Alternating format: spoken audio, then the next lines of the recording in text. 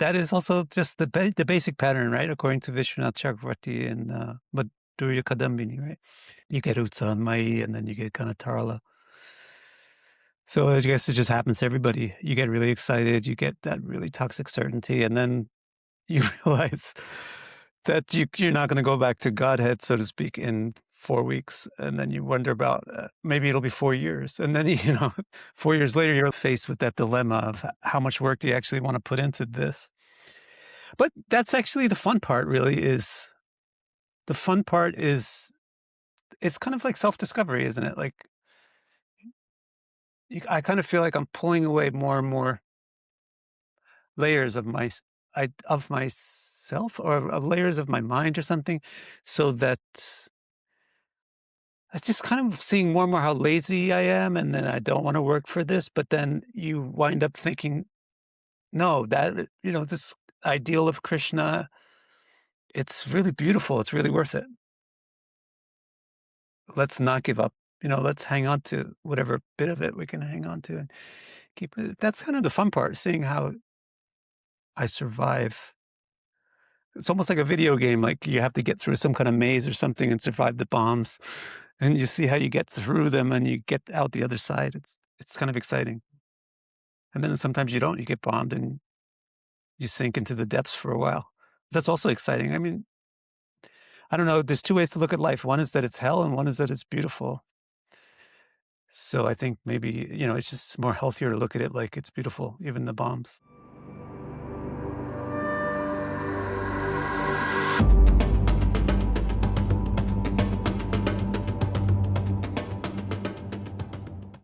Hello everyone, and welcome to the Free Radical Podcast. Today we will be sitting at the table with artist, author, Vaishnava scholar, and astrologer Vraja Kishor. Vraja Kishor joined ISKCON in 1990 and pursued formal studies at the Vrindavan Institute for Higher Education for 3 years.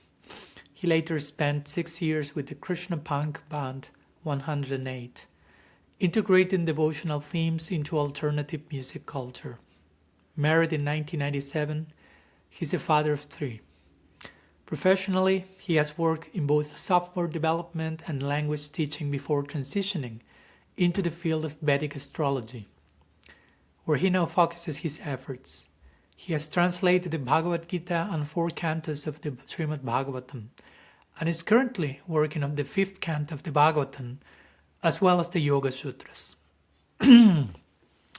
In today's conversation with Vraja Kishor, we explore his life, his journey, especially as depicted in his memoir, Train Wrecks and Transcendence, talking about relationships, talking about initial enthusiasm in spiritual life and how then to be grounded and land into reality, how to become responsible as human beings in this world, how to learn and appreciate our relationships with friends, couple, parents, guru, God. The importance of how the arc of progress many times takes us from an initial rigidity to an attraction with depth and esoteric content, and eventually we may end up doing full circle and going back to simplicity, one that integrates complexity, and where we can find the deepest of the deepest, even in the so-called ordinary. So among these and many other topics we have shared today with Vraja Kishor. Welcome to the table. This is the Free Radical Podcast. And to support it, please subscribe to our channel by clicking on the bell. And if you feel nourished by the conversation, like it, share it, and drop your thoughts in the comment section as well, to keep the conversation perpetually ongoing. Without further ado, dear friends, brothers, sisters, family, here's Vraja Kishor. Vraja Kishor, Prabhu, thanks so much for coming. Welcome to the Free Radical Podcast. Thank you for the invitation. My pleasure. I like to ask my guests generally, what does the word free radical evoke in you? For me, free radical means going to the radix, to the root of things, in as freeing a way as possible. But you tell me, what does it evoke for you? I think that's the real meaning, but nonetheless, the initial thing that comes to my mind is like some kind of a health food or something. Okay. I don't know, like detox, deoxygenization or something. Okay, Get rid that's of the great. free radicals. That's why I ask every time I guess, because they will always come up with something completely new and unexpected. So I will add that to my list of. Okay. Yeah. Those people with the word radical, they got a little scared, right? So if I say no, it has to do with health food, it can kind of balance the equation. Yeah. Interestingly. So anyhow, going through your, I don't know, your life, your bio, your life story, there's a wide range of, I will say, roles and experiences. You're an author, musician, software developer, father, astrologer, and whatnot. So let's see how much we can cover. But I was interested in going through a little bit through that journey, and let's Sure. begin at the end of the list, if you agree with astrology.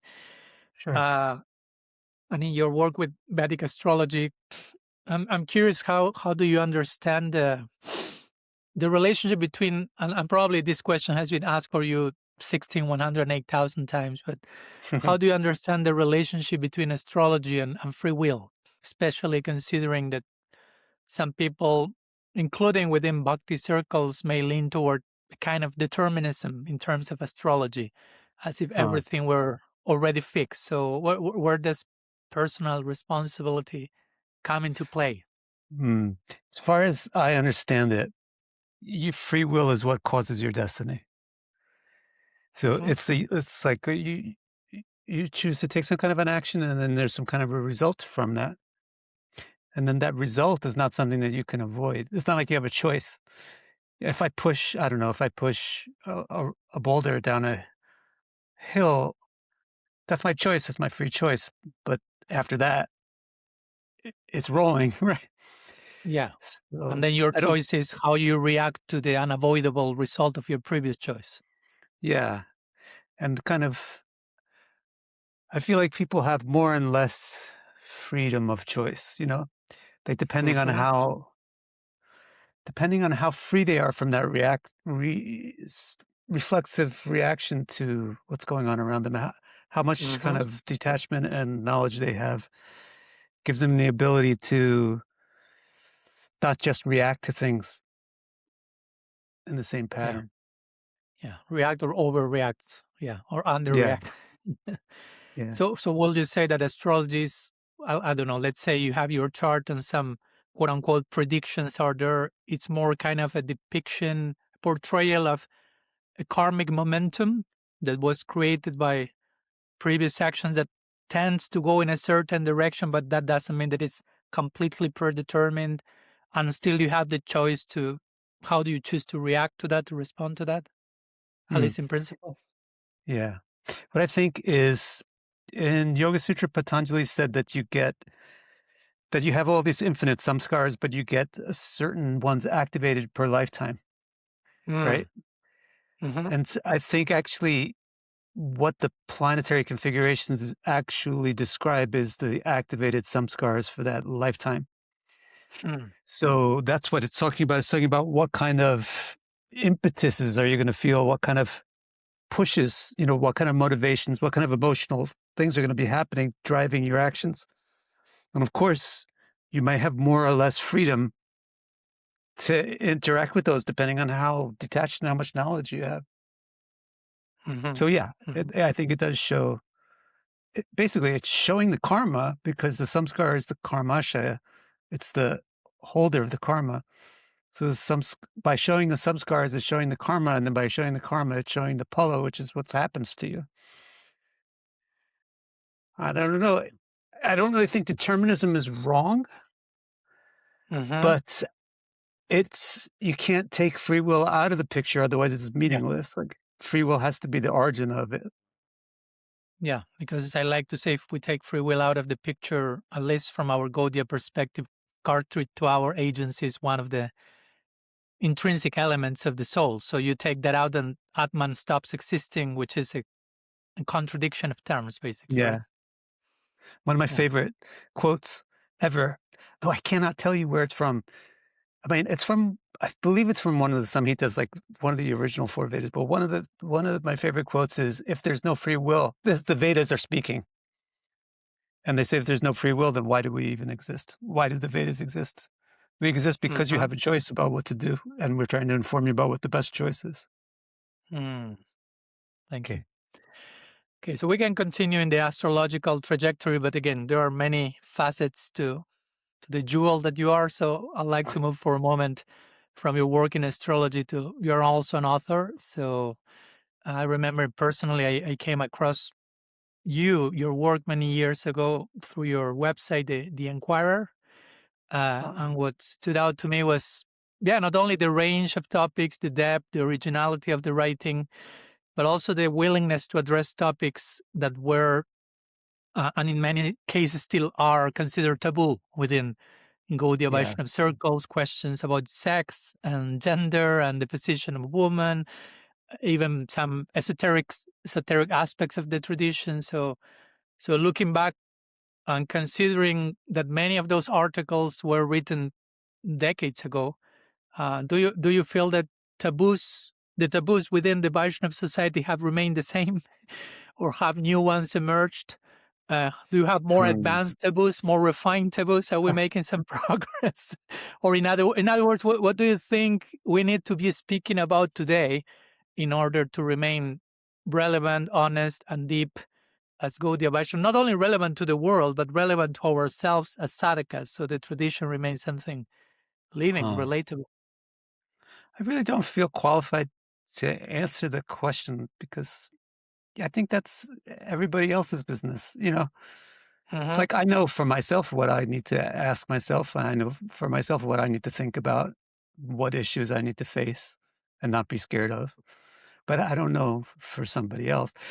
Um, it pains me in a sadly comical way to see how things really haven't really changed in terms of Hmm. what's still wrong with the organized Western movements of Gaudiya Vaishnavism. It's still like, come on, are you serious? You're still dealing with these things that you should have figured out 40 years ago? I mean, but it's not my ballpark anymore. I Mm. gave up on trying to wrestle with that. I just wish the best for everybody and hope that they've, you know, fixed their leaks. Hmm. And if I may ask on a personal level, what's relevant for you in your journey? Again. Like I really enjoy, and I feel it's very important to me to find the simplest truths that actually work. The simplest things that are actually real. Like I'm not really that enthusiastic for very esoteric discussions or anything anymore. To me, I But just you feel were like, you were in the past, I will say. sure, I love that stuff too. And But I'm the not thing, if we're, criticizing that. It's an interesting arc in your journey. Just I'm appreciating that. uh, Hmm. it's one thing I really like with the story of Bhaktisiddhanta Saraswati Thakur is how he went to Radhakund and he talked on Ishopanishad. Yeah. I just like that. Like, I think Yeah. that's really brilliant. Um, I can definitely because, identify with that as well. And I've heard from Srila Bhakti Siddhartha Goswami Maharaj, which is one of my main inspiration, that he will speak about very basic topics in the deepest possible way. right, that's what I like. That's I what's feel really really doing it called for in me. that direction, rather to Yeah. jumping into the highest possible thing and not knowing what to do with that. Yeah. To me, like, I'll understand the highest possible things after I figure like the highest possible things are not unrelated to the most basic things that are right in front of my Hmm. face. Hmm. So I really want to I'm really enjoying those moments where you just kind of realize, I don't know what the tree in front of you really is, or like what Yeah, your pet bunny really is. yeah, yeah. Get to see the tree as Mahaprabhu saw it and inspire him to say Tarora Pisyahishnuna. Yeah. Yeah, yeah. Well, I appreciate that. Thanks for I mean, sharing. that's one thing. I mean, there's Yeah, plenty of yeah, other yeah. things that I have to work on, Oh, yeah. like But I will myself. not There's not so many not problems. not wanting to universalize your own journey, but I personally feel and I resonate with that myself, and I will say that at least in general there is a big place for that in the journey of many. Like, okay, maybe more basic, more introductory, then more esoteric and deep, and maybe like a full circle, returning to the basic, but integrating the depth and the Yeah. esoteric, and rediscovering the highest and the quote unquote lowest. it feels to me like a very natural trajectory of progress and integration, right? Yeah, I agree. Yeah.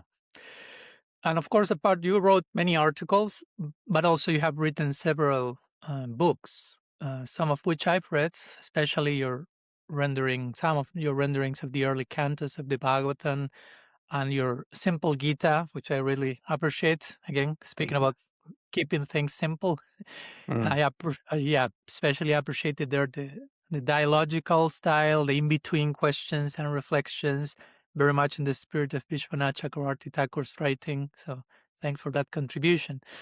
thank you. That said, you are currently, from what you told me, you're working on the fifth canto of the Bhagavatam now, Yeah, it's almost which, done. oh, great. So includes that canto, that volume in particular, includes among other things the description of the so-called hellish planets.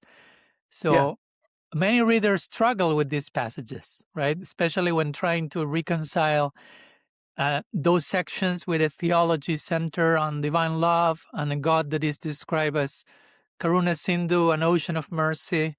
Uh, and they struggle how to keep all these things together. In my forthcoming book that I'm writing is on unconditional love and what's the implications of that, and theodicy is there. So I engage with this section, the hellish planets, to some length, particularly those sections where the punishments described, at least to me and to others, seem a little strikingly disproportionate sometimes to the actions involved.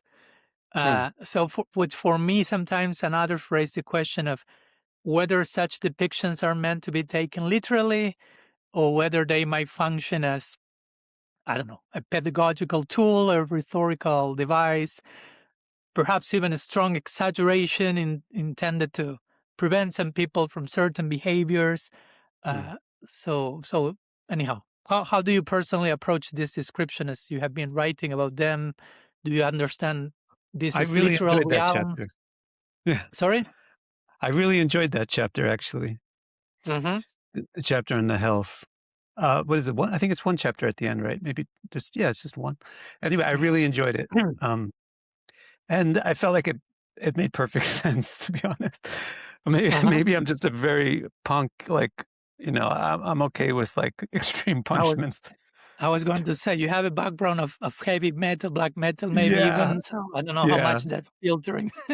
yeah. It made a lot of sense to me. Actually, maybe I'm looking forward to publishing the chapter because you have to set it in the whole context of, first of all, Yeah. even what are the hells? Mm-hmm. They're not even physically located in the physical universe. Mm-hmm. This is one of the questions of Parikshit. Where are they? And the answer is they're between the waters and the three worlds. They're not even like a physical reality place, according to Shuka. It's Mm-hmm. like what happens to you in dreams in between the days when you're awake.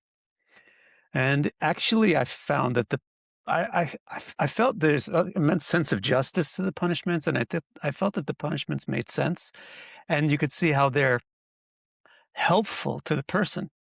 You know, they're helpful to the person because the person is doing things which are harmful to others, Mm-hmm. and therefore to yourself, because you have to integrate with other people, and the punishments are just showing the person this is what it feels like Mm-hmm. to do the kind of thing that you did. Trying And to evoke until it gets, empathy. yeah, so that you can get empathy so that you don't do this kind of behavior again, because it's Mm-hmm. not good for you. It's just like parenting, in parenting, I'm a bit of a weak dad, that was one of my flaws is I'm a weak dad. I don't like to punish. I don't Mm. even like to enforce rules. I like people to like figure out the right thing to do on their own. So, but that is a weakness. I admit that that's a weakness of dad, especially should have some kind of, I don't know, strictness, right? There's rules for the sake of the child. Mm-hmm. And you have to Yeah. correct the kids too. You can't just say, oh, everything is good. I love you, so anything you do is good. I love Hmm. you, so I'm going to say, don't do that. Yeah. That's not helpful to you. I mean, I totally agree with the idea of the need to evoke empathy and a sense of responsibility. So we grow, and in my opinion, we grow into the ultimate responsibility, which is love. I will say divine love is entails the ultimate responsibility. Yet, and we may agree to disagree here, but for me, I have a few sections here. It's a little bit disproportionate. There's a One who couple eats for me without too. sharing will be devoured by worms for 100,000 years. I love that Or part. one who robs others without dire necessity has their skin torn apart by red-hot iron balls. And it's like a little gore, and not gore like Gore Lila, but gore. Yeah, gore, But gory. I can I don't know. understand. I read it as a more like a type of rhetorical device to invoke. I'm not saying there's no realm whatsoever. I'm not denying the totality of Yeah. the existence of those realm, but I can understand, in my opinion, again, it's my reading, there's a little bit of spice there to invoke the necessary awareness of don't do that. But again, we may agree to disagree on this one. It's totally fine. No, I don't feel like I disagree with that. I think it's true. Mm. But I think that the realm itself is metaphorical or dreamlike or mental. Mhm. You know, Mhm. Mhm. and that's why these wild things can even happen there. Yeah. How are you supposed to get thrown off a cliff and then brought back up to the top and thrown off again? How is that supposed to Mhm. Mhm. happen? Yeah. Because you don't have a physical body. Mhm. Yeah. Yeah. This is not Yeah. really happening. Mhm. The hard part about fifth canto, to be honest, is all the universal structure stuff. That's Mhm. the part that slowed me down and kept me for like 2 years working on it. Really. Yeah.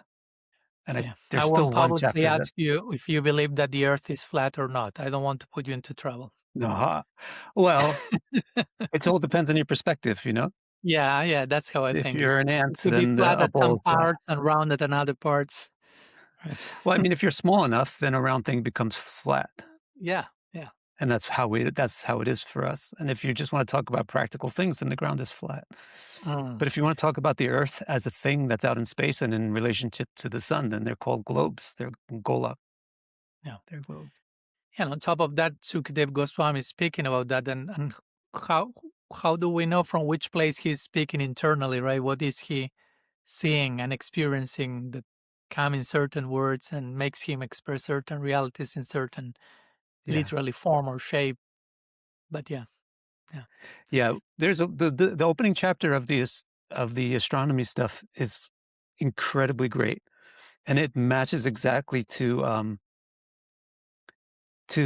modern geography. Mhm. You know, Yeah. he describes all the latitudes, everything, the circularity, the globeness of the world. It's incredible. So I got really excited when I had translated that chapter because I thought the whole rest of it was going to be as Mm. easily translatable to modern science. But the rest of it goes into more of astrology, really. Mhm. What it really is talking about is more the ecliptic, the solstices, the equinoxes, and the symbolism, the places, the 12 different parks, the 12 different divisions. Yeah. So, yeah, actually, knowing astrology, knowing the astronomy that's involved in astrology, it let me be able to see what he's really talking about. I Yeah, was probably happy about that. that took you 3 years. And if someone would not have been as informed as you are in astrology, it would have taken them less time because they may have gone through that in a more simplistic way, right? Oh, yeah, that's interesting. Yeah, yeah. Anyhow, you wrote a few other books, and I like to concentrate on one in particular because among the books you've written and that I had the chance to read so far, the most recent one that I've encountered was your autobiography. I have it here just in case. Train Wrecks and Transcendence, a collision of hardcore and Hare Krishna. I read it some months ago. I was in New Zealand and I saw it I always see a bookshelf and I go Bumblebee like there. I saw that one. Yeah. I saw that one last year and I told the book, see you next year. And I really found it was very interesting. It was page turner for me at least. Found many parallels in your journey as mine, not to sound too self-referential and then self-reverential.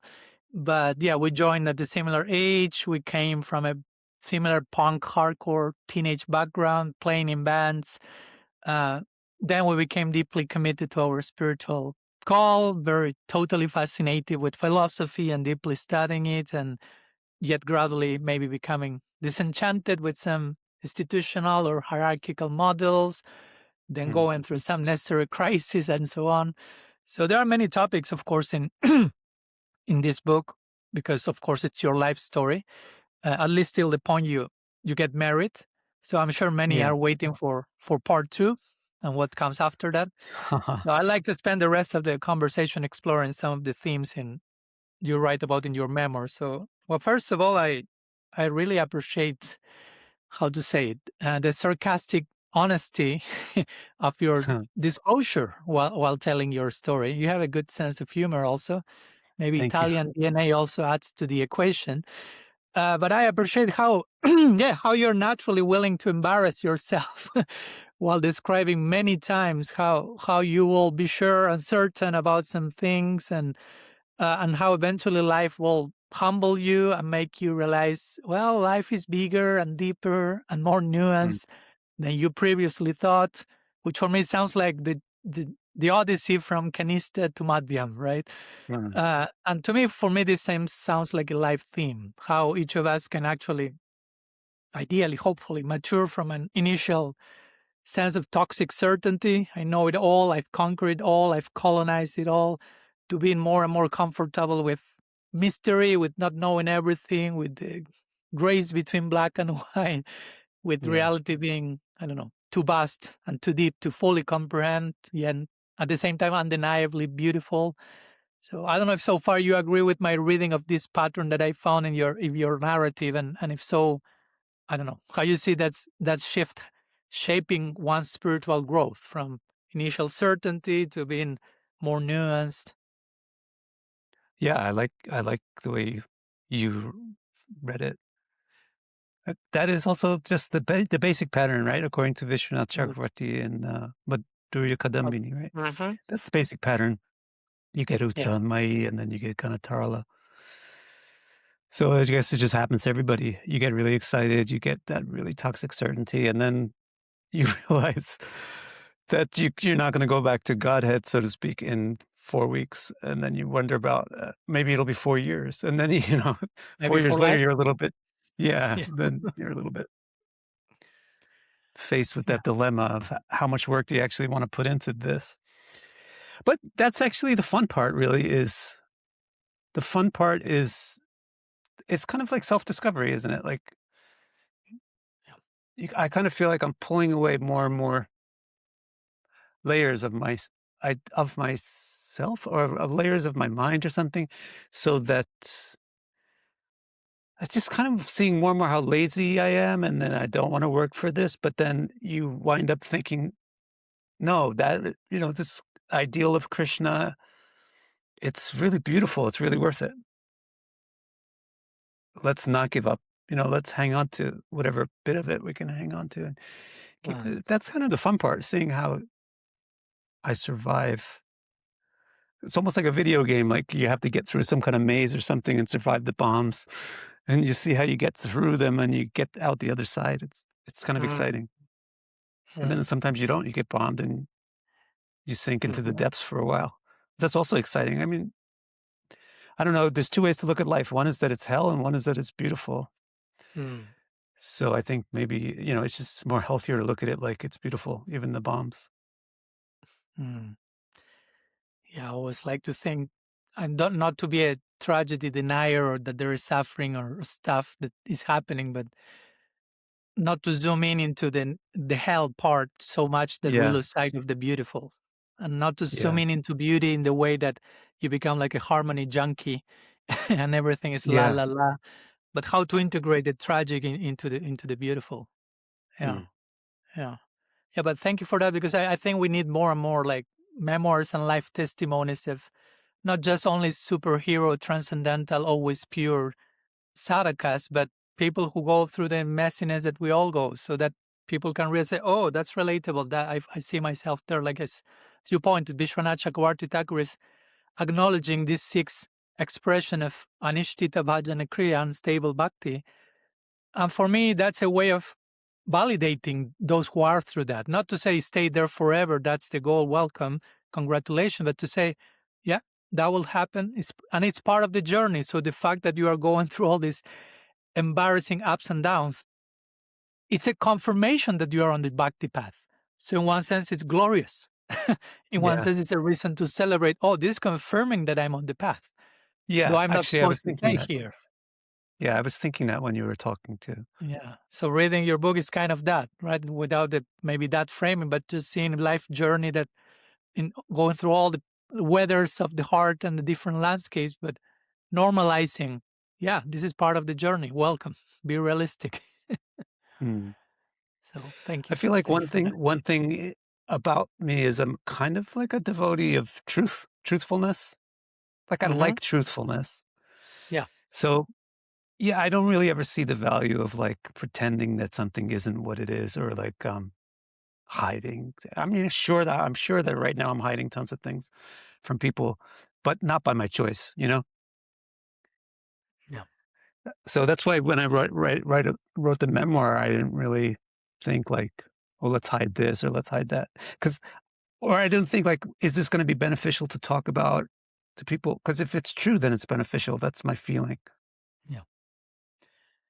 Yeah. And that's for me, like, Satyam Param Dhimahi. Ultimately, okay, wait, Right. let's Yeah. meditate on the supreme truth, but we can jump to Krishna and Vraja Lila. No, but truthfulness. Let's begin with the foundation of Yeah. being honest. That's how I like to think of Bhagavad-gita 9:30, Apichet Suduracharo, Krishna saying, okay, even if you are a Duracharya, right, someone who behaves in a very bad, but you're honest about it, Sadhureva Samantavya. For me, you're a sadhu. Like for me, sadhu is Mm. also like an honest person. No matter where you Mm. are, be honest, and that in itself, as you say, will be touching and powerful. Yeah. So big part of the memoir, Braj Kishore, revolves around, of course, your loving affair with Krishna, but your loving affair with music as well. You being part of bands like 108, Shelter, but before any of this, a band called Inside Out, right? I Yeah. never heard about that before reading your memoir. And in that Ah, band, Zach De La Rocha, singer of Rage Against the Machine, was the singer. I didn't know that either. yeah. Right? I never Yeah. heard about Inside Out during my teenage years. I certainly knew and loved Rage Against the Machine. Uh, Again, I was a drummer, I was a guitar player, and I listened lots of music, but that type of music was also part of my music. So connected to my previous question, no, regarding you having a more you and not only you, of course, all of us having a more rigid stance in the beginning and gradually realizing, okay, reality is more spacious and calls for more compassionate understanding of situations and people. I remember a section of the book where Zach goes with you to a temple and he's attracted to some degree and you're asking him, well, what do you think? And he said, yeah, but I'm not so much into religious institutions. I can definitely relate to that and probably you as yeah. well. And gradually, of course, that and other things create some distance from both of you. And I like to read, if you allow me, a few lines. Sure. So also people can get an idea and a feel of the tone of your writing and reflecting back on those times to the point of necessary self-sarcasm. So Zach tells you, you've changed so much, man. Zach told me confidentially. We used to hang out and joke around and laugh, but now you are so serious all the time. You never hang out with us. It's like you've become a totally different person than the guy you were when we started this tour. And you say, in my diary, I'd explained to myself that Zach's dissatisfaction wasn't my fault. It was his. He was just too shallow. His idea of friendship, I told myself, was evaluated simply only on the basis of how much you can waste on one another's time laughing over meaningless things. I was proud of being incredibly serious about my life. I was not as interested in having good friends as I was in being incredibly serious and having all the answers to all the big questions. So Yeah. again, you have a good sense of humor. And of It's course, not a sense of humor. It's just the truth. It's yeah, just yeah, yeah. me.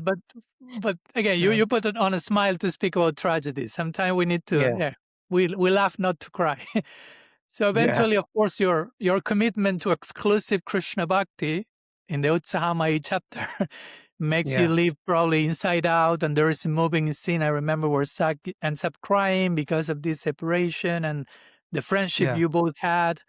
And then after some years, it comes in your memory that you meet with Zach again, and he was already in Rage Against the Machine, and you mentioned how he was reading Carlos Castaneda, and he was Yeah. asking you whether you had any mystical visions or not through your practice, and you mentioned something like, not only was Zach's band 96 million times more powerful than mine, but now my spirituality was about to seem equally impotent next to his new Yeah. literary expeditions with this Don Juan Carlos Castaneda guy, which, by the way, I read it in my teenage years and I loved it. So anyhow, looking back, how do you understand this whole arc today? The tension between spiritual commitment and friendship, the pain of separation, and later even a kind of self-reflective humor when you encounter Zach's own evolving path.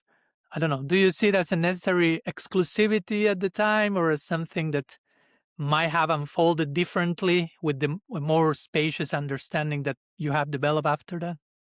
Yeah. It should have unfolded differently. But, like going back to the original thing that we were talking about with astrology, I really believe it couldn't have happened Mm-hmm. differently Yeah. unless, I go back in time so far. If I just go back to my teenage life, I don't think I would be able to make any other decisions than the ones that I went. I'd Yeah. probably have to go back like 15 lifetimes to be able to change what happened in this life. Mm. So, but the thing that really pains me is after growing up, after spending however many years I did with Bhagavad-gita and then growing up and finally sort of starting to understand it, it just seems so obvious that you're not supposed to displace a person from their dharmas. Mm. Like that's the whole thrust of not only Bhagavad-gita, but all over the Mahabharata. Yeah. The whole thrust is like, you don't need to change. You, you have to not fight this war, Arjuna. You have to fight it in divine consciousness. Mm-hmm. So like thinking like that's such the basic message, is that people don't need to radically change their life. They need to radically change their minds. Yeah. I don't really understand why the Hare Krishnas were pushing kids to radically change their lives. Yeah. And I feel, I know victim mentality is not healthy, but I feel like I was a victim of that. Mm.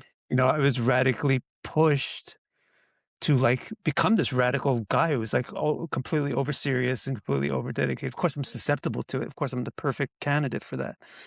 Mm. But yeah, that's the thing when I look back on it. Like, I wish that was different. I wish my advisors had understood Krishna consciousness slightly, Yeah, so but that they would have probably been they able were to. they went for the same thing. They received the same advice somehow that you received, or something like that. Yeah. Yeah, I'm sure. Like I Yeah. said, to change it, you would have to go back so far down the Yeah. loop. So I think there's no way to change anything, and it's better to Mm. just kind of appreciate what happened and be thankful for the good that came out of it. Yeah. I mean, who's going to complain? I'm not going to complain about getting introduced to the Hare Krishna Maha Mantra and getting, introduced to all these things. However way I got, even if I had to get dragged through hell, which I didn't, to do it, it would still be worth it. So it's not like I'm complaining, but we're just talking about this topic. Yeah. Yeah. And again, you are not the only one who may say things like the ones you say. I've talked to many who will express themselves in the same way. Not again regretting wanting to change the past, playing the victim, blaming the environment, but yeah, at least appreciate, okay, let's try to do things differently now, and let's try not to, as you Yeah. say, not create a mismatch or like dysfunctional separateness and fracture between, okay, I have to leave everything behind and be a completely different person from whom I was last week. I remember Yeah. reading a book by Purnachandra Swami, Unspoken Obstacles on the Path to Bhakti. That's a very interesting one.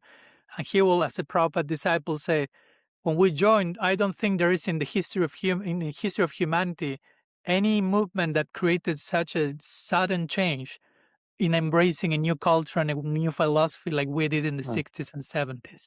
From one day to the other, we changed our clothes, our food, our way of thinking, our way of everything, just Yeah. basically from a weekend to the next. And of course, in time, it was clear that we haven't integrated much of it. So, yeah, as you say, going back to the basics and say that, yeah, be who you are, as simple as that sounds. Learn to Yeah. acknowledge your swabhav, where you are as a human, and in the name of being transcendental, do not become inhuman in the process, right? Yeah. Yeah.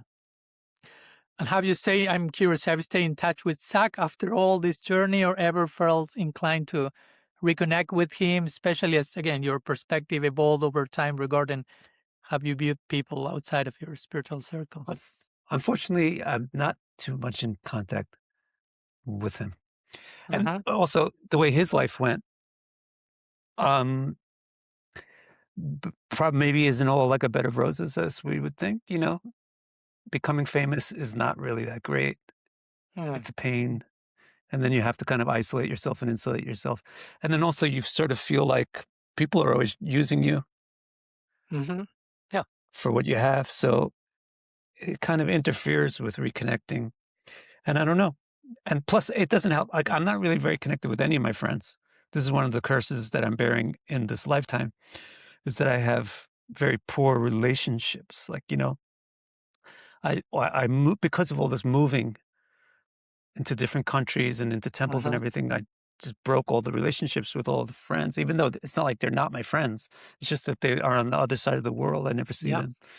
So same thing with Zach. Like, no, I don't really see him or talk to him, but it's not like we don't like each other. Mm. Yeah. For those who do not know, actually, of course, you lived in Japan now for some years already, but you've Yeah. been born in the US, but yeah, been all around also. Yeah. Yeah. Yeah.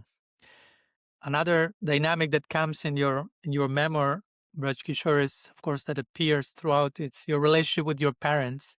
And you mentioned Yeah. how they were very loving and very supportive, and there seems to have been a period that, again, your way of relating to them reflected a more rigid and absolutistic expression of your spiritual commitment that many, again, the way many Gaudiyas will do so, which is quite in a cultish way. So Yeah. again, but over time, the relationship appears to have softened and returned to a more natural human connection. And you mentioned, I assume that's also describing your dad's own memoir that he wrote that you Oh, referred yeah. to in the book, like Krishna's Punk, A Yeah. Parent's Journey. I look forward to reading Yes. that one. So, and you now are a father of three. So, how has your own experience of parenthood influenced the way you relate to your own parents today? Oh, wow. Yeah. I got my karma in some ways from the way I treated my parents, the things that I have to deal with now as a parent. But I really felt like, that was one of the happiest and best things that happened to me was to become a dad.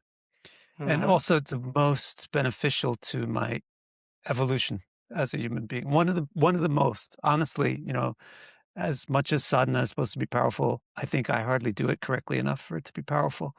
The thing that was really powerful for me was becoming a dad. Which is its own kind of sadhana, right? Yeah, or it's dharma or something. It's like Mm. I have to be so responsible all of a sudden. Even to this day, like I still have to make money. Mm-hmm. It's so amazing for a person like me to have to deal with that responsibility of making money and paying bills so that people actually survive and don't go into crisis. It's a lot of responsibility to carry, but it's really good.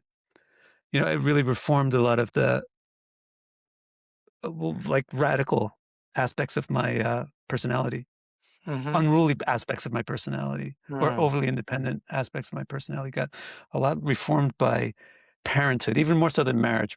The parenthood was really a really beautiful thing.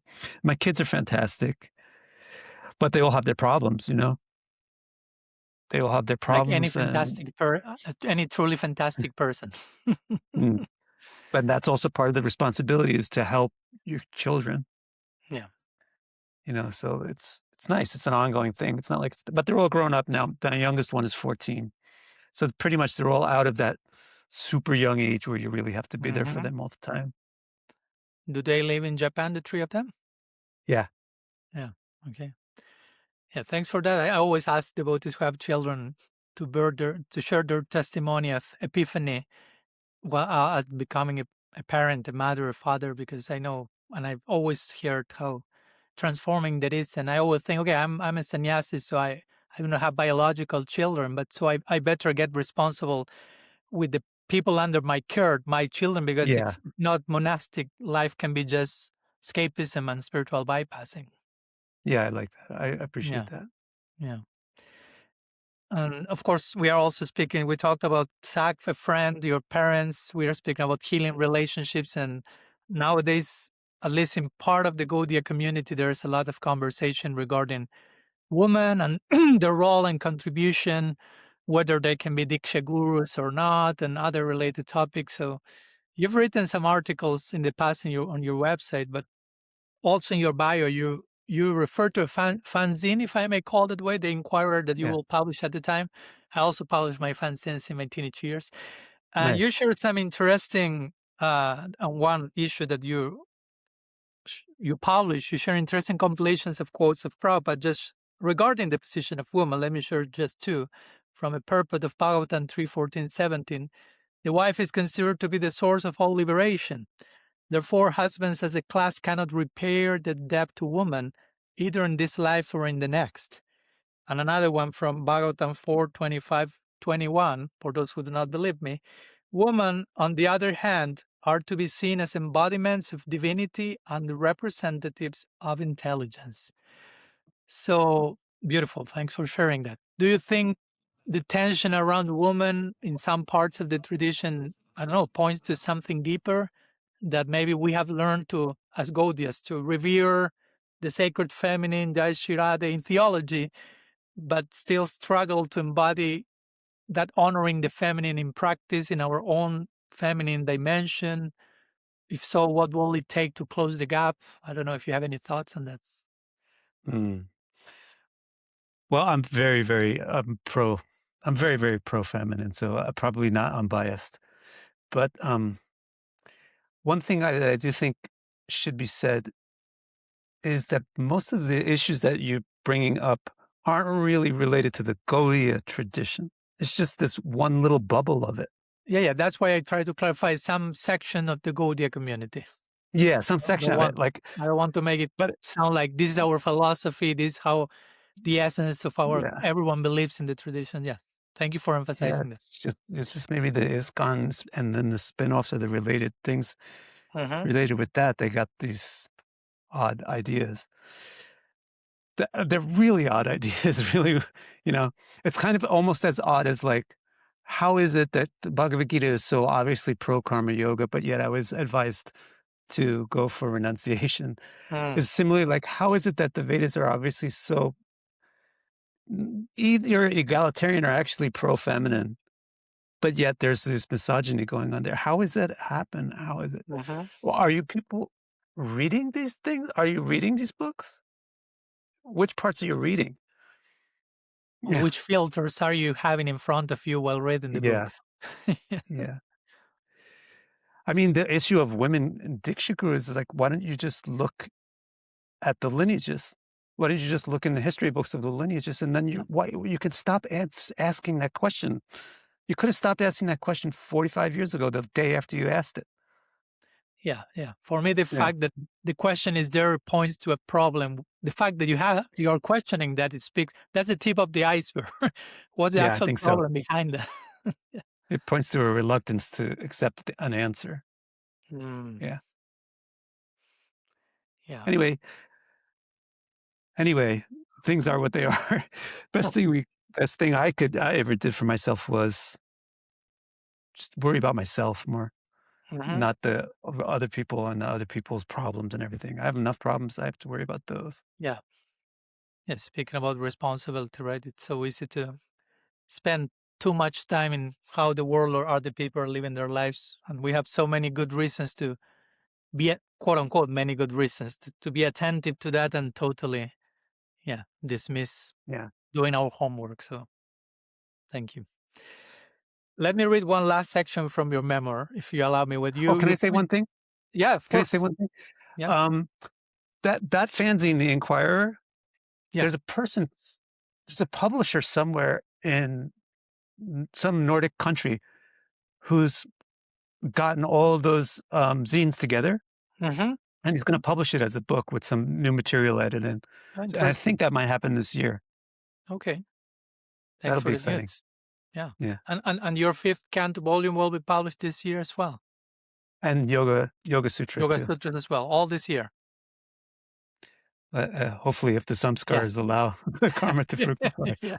Speaking of It's a rough karmic time karma. right now. Yeah, it's a Okay, rough time, okay, but yeah. hopefully that will happen.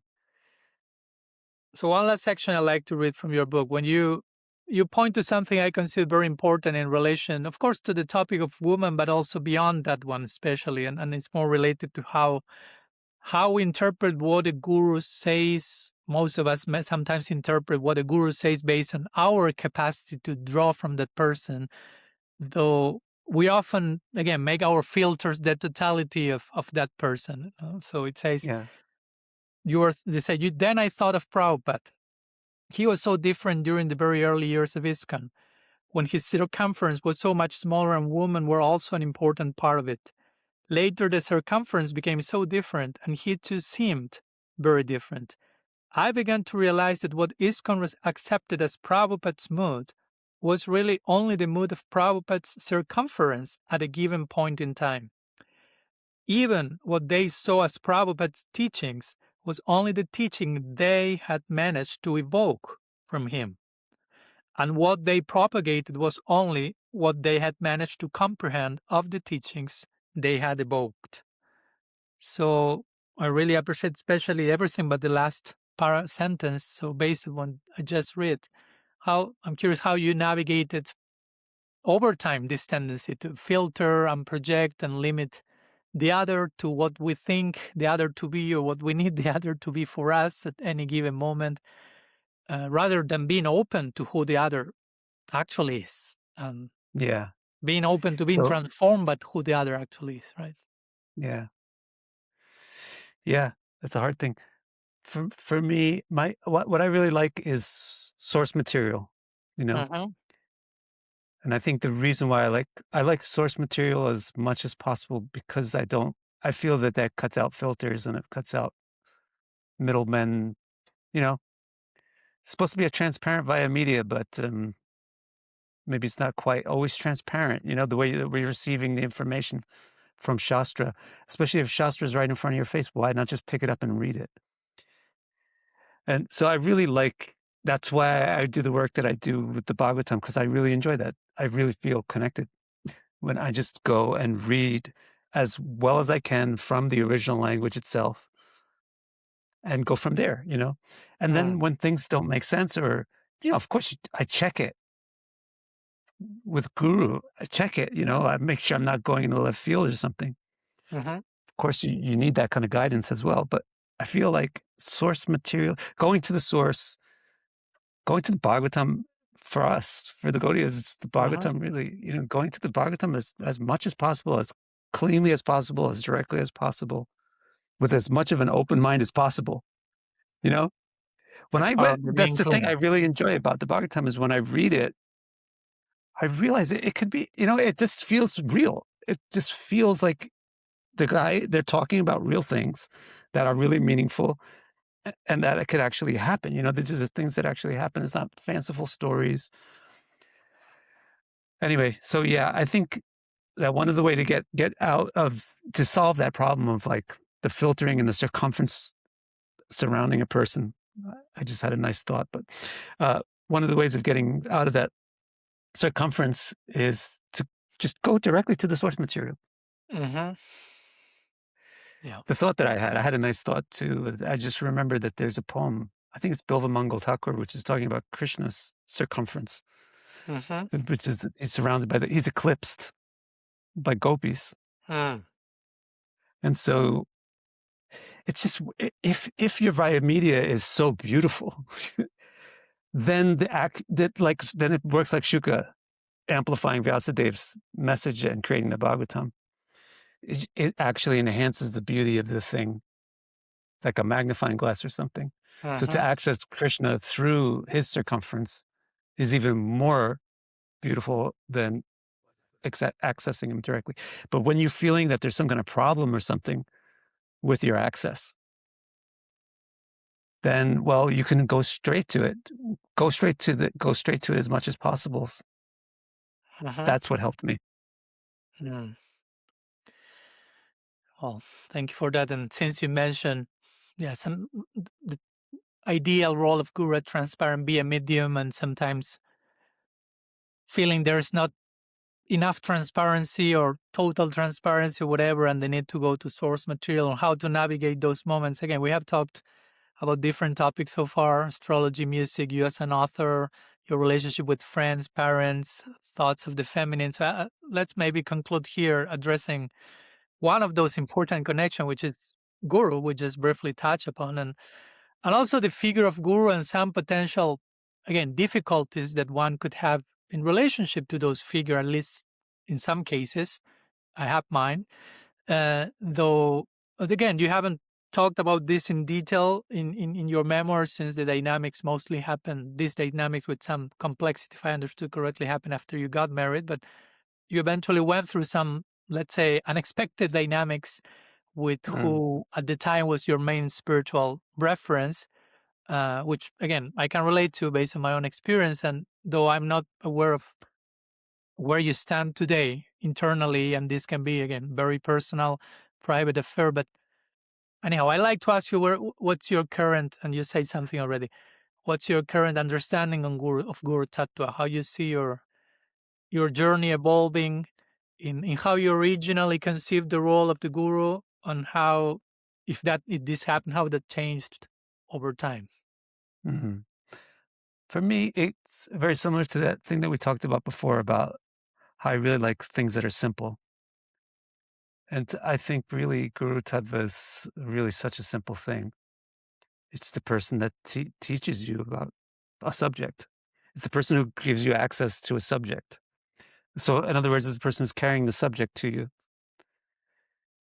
So, I mean, that's simple. And whether or not a person is my guru isn't really, there's no questions to it. It's whether or not I'm receiving access to the subject through the person or not.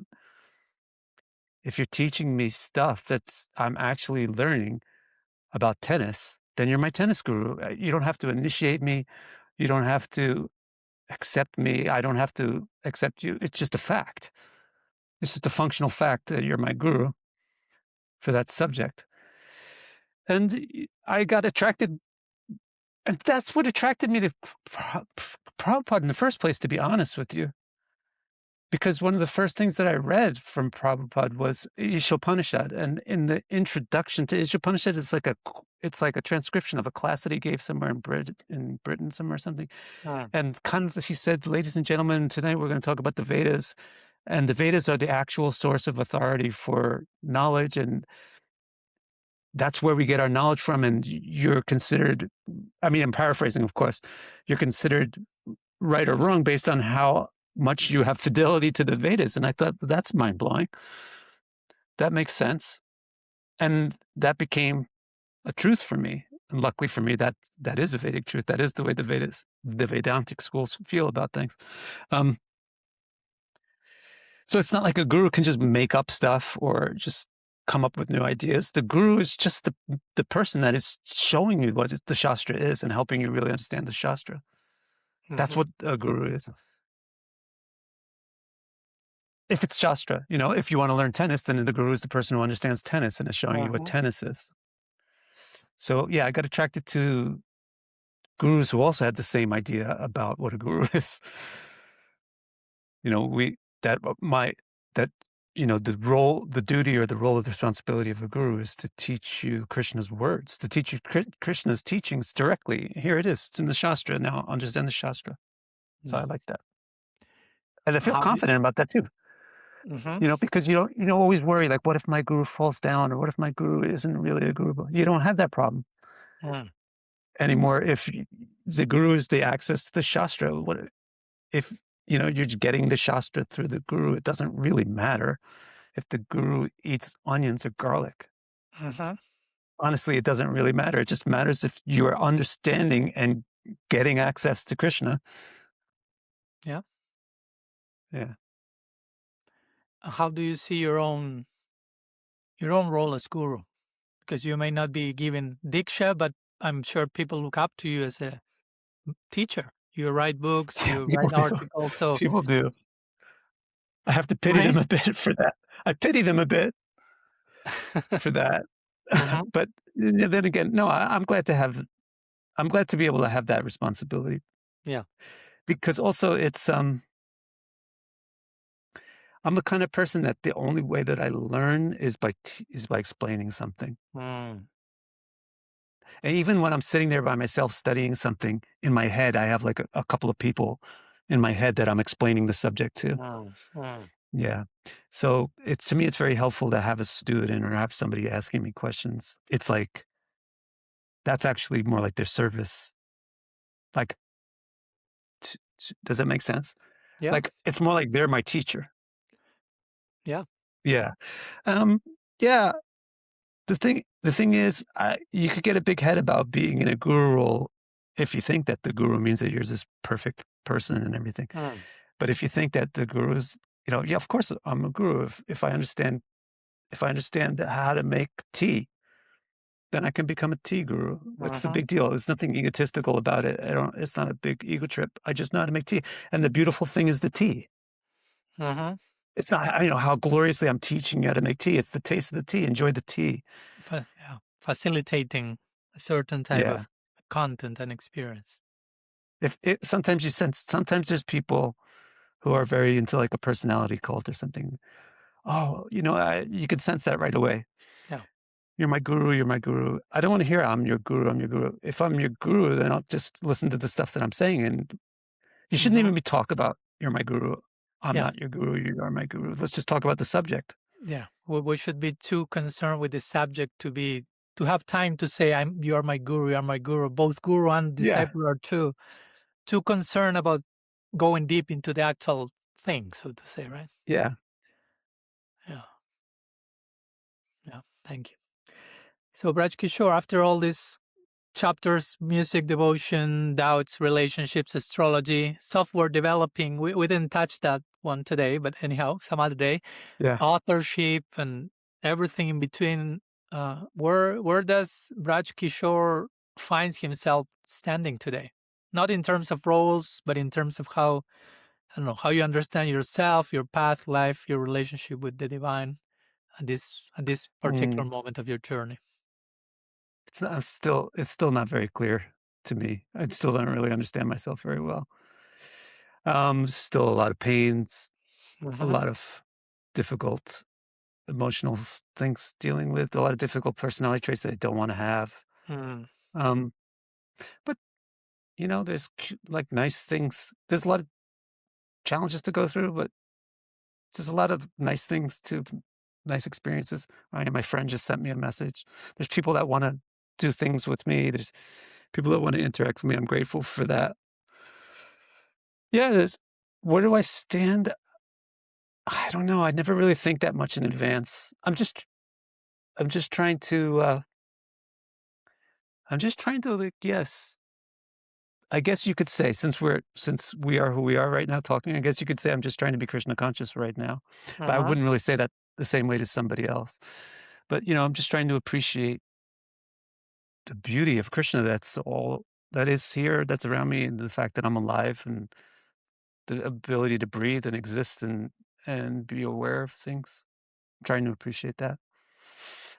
And I'm just hopeful that I can keep on like working with the Bhagavatam, keep on studying the things, stay healthy. Hopefully I can stay healthy. I don't know. Yeah, thank you. And an honest answer, that's all we need. So thank you for your honesty. So you plan to, I can assume, and I hope you are planning to go through all the volumes of the Bhagavatam, right? I really want to, but the fifth canto really slowed me down. And when you reach 10th canto, we may got you lost and found in the ocean of the 10th canto. Who knows? I hope so. Yeah. One of my feelings is one of my reasons for really taking the time with the first 9 cantos is like, I want to really get the 10th canto. I don't want to, I don't want to just pay lip service to it. I really want to get it. So I feel like it's worth it. Yeah. Thank you. Anything else? Any final thoughts you'd like to share with us before we put our sharing to rest today? Just that I'm very grateful. This was a really enjoyable conversation. Thank you so much for having it. Okay. It's mutual. Thank you so much, Vraja Kishor, for coming. Thank you.